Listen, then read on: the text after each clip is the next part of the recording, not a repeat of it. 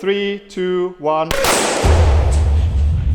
Today we are testing TAGiNN launchable projectiles. This is a dummy, this one explodes, we have white smoke, we have chalk, we have all the different versions. Let's test it. Here we have the shell, and this is the container that holds high pressure air. This is the second part. It has rifling, and if I put a shell inside, it is actually rotating the same way a normal rifle bullet would work. In the air, it spins, which stabilizes it, and it gives you more accuracy. Before we get started, this is an official field and nobody's allowed to enter, so this test is completely safe. We brought this little beast. You could say this is a very short barrel. This is actually the barrel. We will see that there is actually a firing pin. When I pull the trigger, this one pops out and it activates the valve on the grenade, which releases the gas. And now enough talking. Let's start shooting. Let's start with the dummy round. Here we have 3000 psi bottle, and this one actually reduces it down to about 850, just like that. We are wearing proper safety. We have also hearing protection because later we will be shooting explosive rounds, which we don't want to do without proper protection. Let's get started. All right, now we are coming to the range test part. My colleague Dominic is over there with the big camera. 62 meters. I'm gonna aim high and we will see how far this round goes. Okay, that was across the whole length. Very impressive. 62 meters, that was somewhere where Dominic was standing, but it went further, probably 80-ish meters. Now we will do the same, but not with HPA, high pressure air. We will do it with CO2. CO2 dummy round test. We will never find this one. I saw it. It's somewhere in the forest over there. Okay, CO2, freaking powerful. I don't know what to say. We were shooting HPA, it was pretty powerful. Now we shot CO2. HPA use only. Don't try this at home, we are professionals. Now we have the blue round inside, which is chalk, great for marking vehicles in milsims or windows, buildings.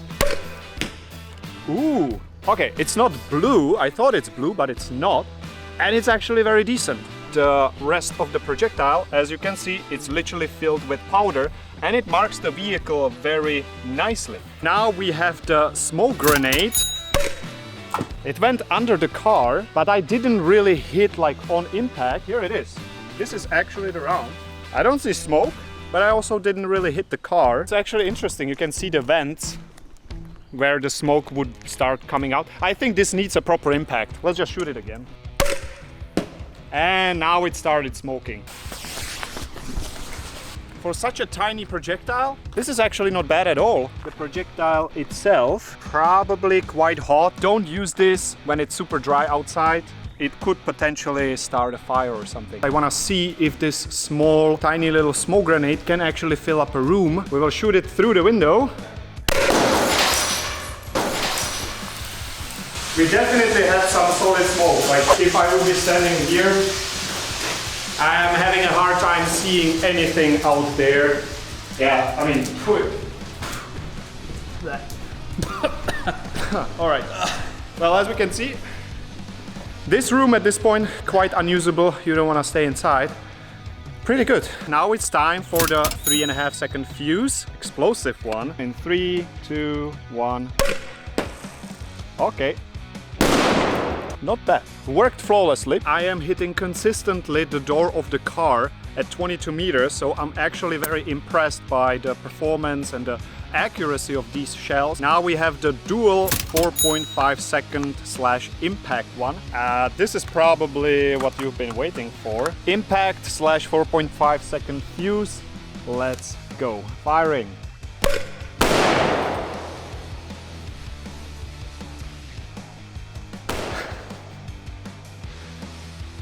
That's amazing.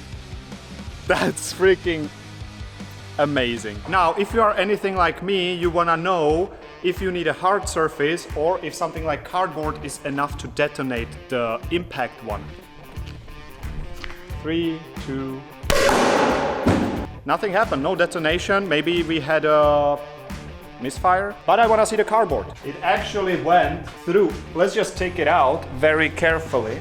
I hit it on the top, so In this case, definitely worry a little bit about over-penetration. Let's see if we can make the cardboard explode. What we did is we opened the box and we have a wall behind it. Hopefully it will go through and it will detonate on impact. Are you ready?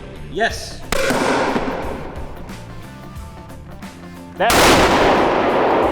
Okay.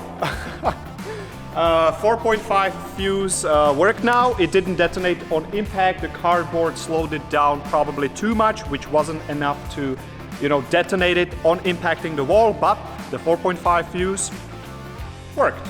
Right now, we switch this to a metal container. We will see if this thin metal canister will be enough to detonate the impact fuse. Let's test it. It's the best way to find out, right? Smaller target, I have to be closer, makes me feel uncomfortable, but in 3, 2, 1. Oh, yeah, that was definitely hard enough to make it work. All right, so we definitely see enough deformation on this metal canister. That tells us that it has some power. Let me know in the comments what you think about the tag-ins, what you think about this test. Do you want more? We can certainly do that. See you in the next one.